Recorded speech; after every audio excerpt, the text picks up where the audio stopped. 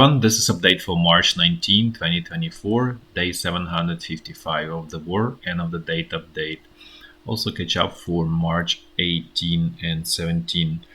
First general updates, and then I'm going to switch to the walks through the front line. First update is on the situation or on the outcome of Ukrainian attacks against Russian refineries. It's hard to quantify a result, but it's pretty bad and it's pretty negative, and it's very clear because the outcome is effectively immediate. So Russia started basically siphoning all of the petroleum product from Kazakhstan, which is neighboring country.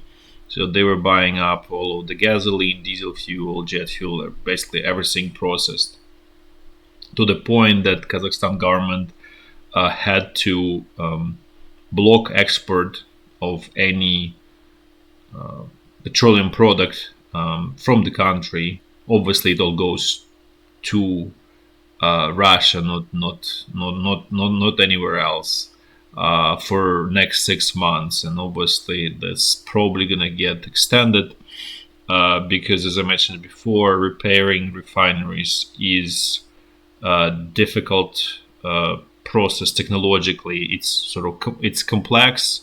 Plus, Russia was relying on a lot of imported parts, and so it's the repair and rebuilding the production capacity is going to take a while for Russia, and not to mention that it's possible that Ukrainian military command will continue attacks, but I would say this was first, I would say, truly successful military action by Ukraine, where the results are definitely outweigh the costs and the resources spent on them. This is definitely, without a doubt,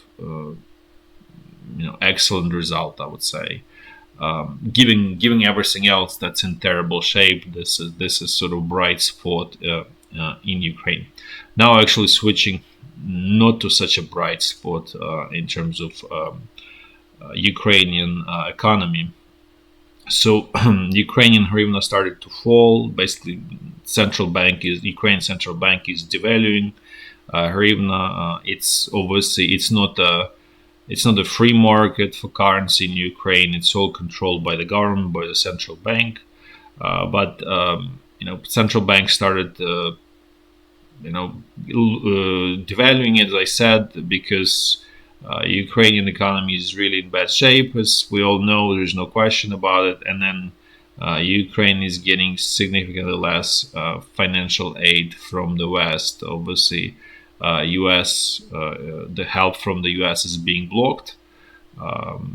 I'd say more likely than not that will never be sort of reopened.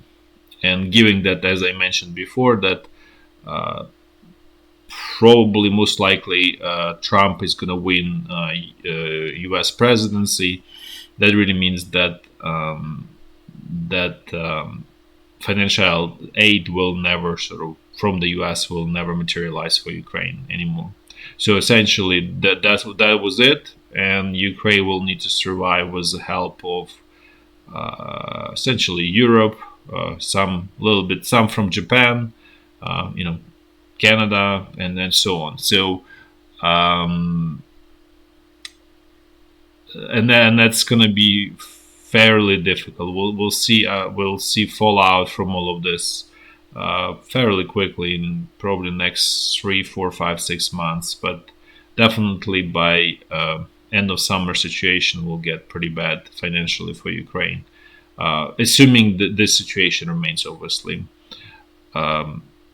Now let's switch to the situation on the front line. Oh, and I forgot to mention about to give you feeling of the devaluation.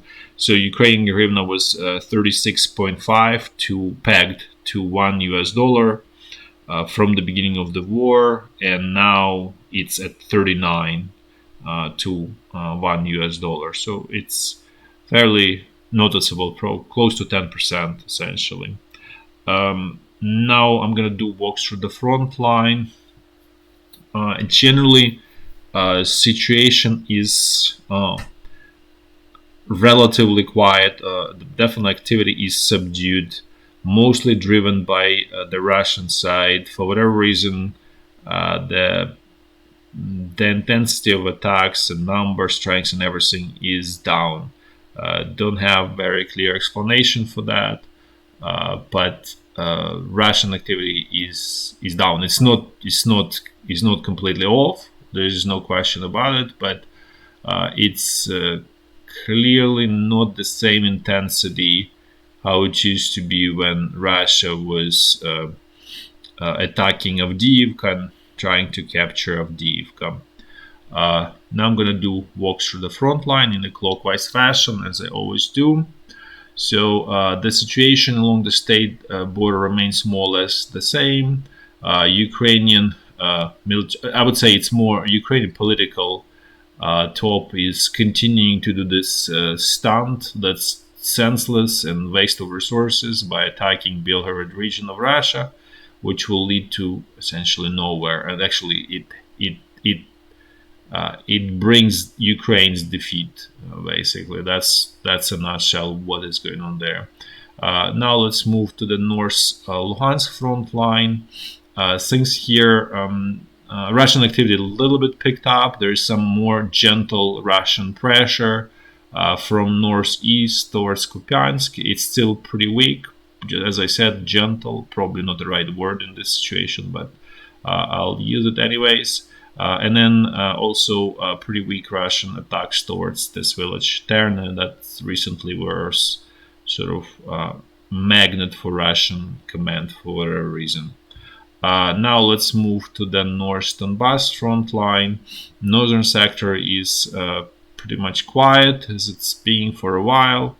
There are some attacks in the southern, specifically southwest of Bakhmut. I mentioned before, I don't have firm confirmation, but this area, basically south of Ivanivsky, all the way to this freshwater channel, might be captured actually by Russian troops, but still, cannot confirm that for sure. Now let's move to the central Donbass front line.